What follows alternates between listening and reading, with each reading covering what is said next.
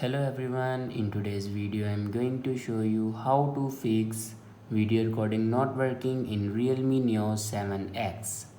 So let's start the video. First of all, open settings. In settings, scroll down and here you can see the option apps. Now click on apps and then click on app management. Now scroll down and click on camera.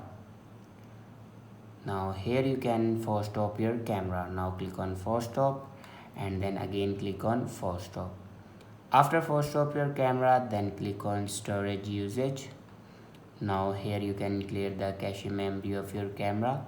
After clear the cache memory, then go back to the main page of your settings and click on system and update. On top you can see the option software update. Now click on it and here you can check your latest version will be updated or not.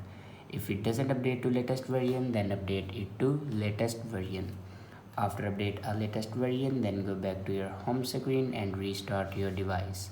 For restart your device, press and hold power button and then swipe up to restart your device.